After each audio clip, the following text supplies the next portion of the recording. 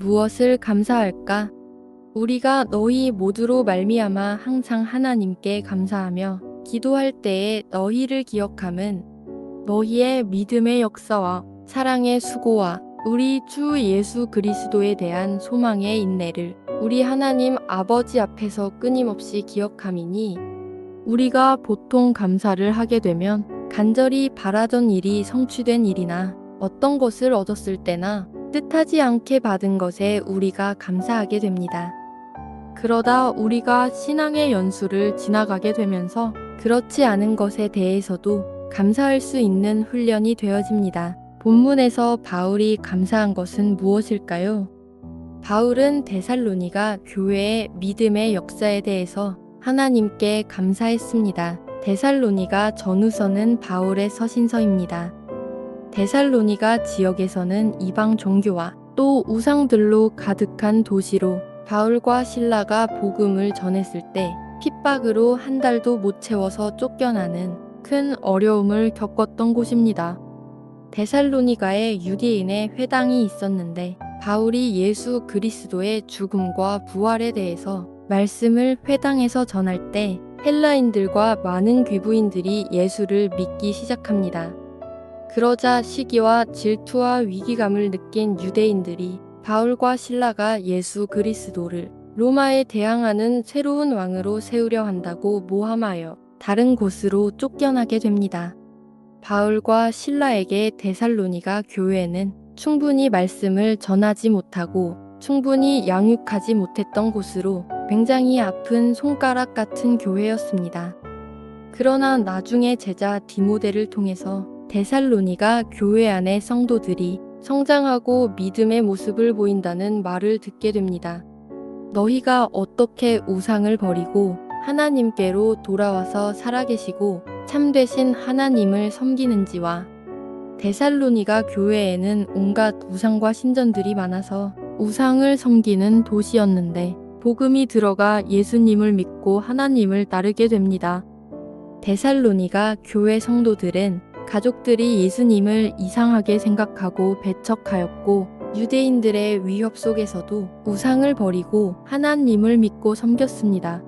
바울은 이 데살로니가 교회가 이런 핍박 속에서도 예수님을 주인으로 모시고 왕으로 섬기고 구세주로 믿으려고 행한 모든 일들을 감사하다고 말합니다. 또 믿음으로 찬양을 하고 믿음으로 말씀을 듣는 이 모든 행위가 우리의 믿음의 역사인 것입니다.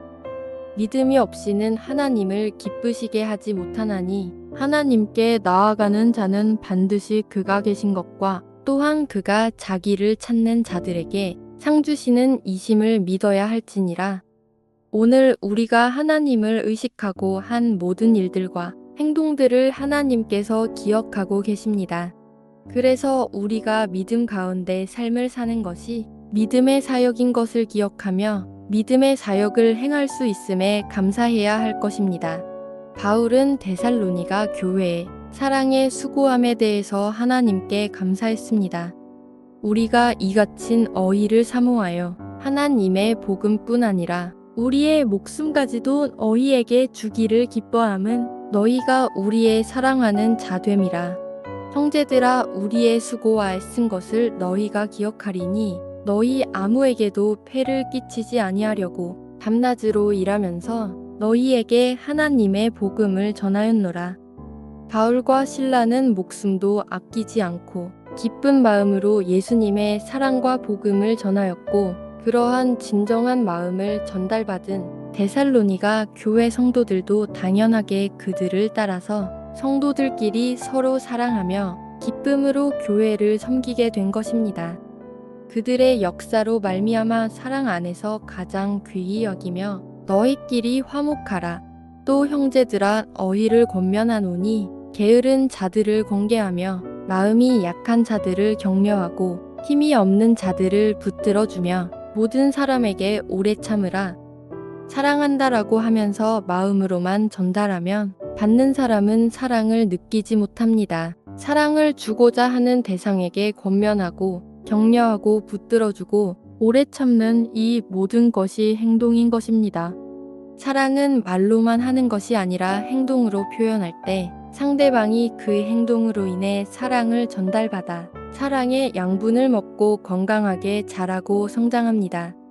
사랑장이라고 불리는 고린도전서 13장을 보면 사랑을 표현합니다. 사랑은 오래 참고, 사랑은 온유하며 시기하지 아니하며, 사랑은 자랑하지 아니하며 교만하지 아니하며. 부모인 우리가 사랑으로 수고해야지만 우리 자녀를 잘 기르고 올바르게 성장할 수 있듯이 교회 공동체 안에서 서로 사랑하고 또 섬겨주면서 충보 기도하는 것들을 통해서 교회가 세워지고 성장하게 될 것입니다. 이런 공동체에서 우리의 행동들을 하나님께서 불꽃 같은 눈으로 보시며 하나하나 기억하시고 기록하고 계십니다. 바울은 데살로니가 교회에서 소망의 인내에 대해서 감사했습니다. 우리가 예수께서 죽으셨다가 다시 살아나심을 믿을진대 이와 같이 예수 안에서 자는 자들도 하나님이 그와 함께 데리고 오시리라.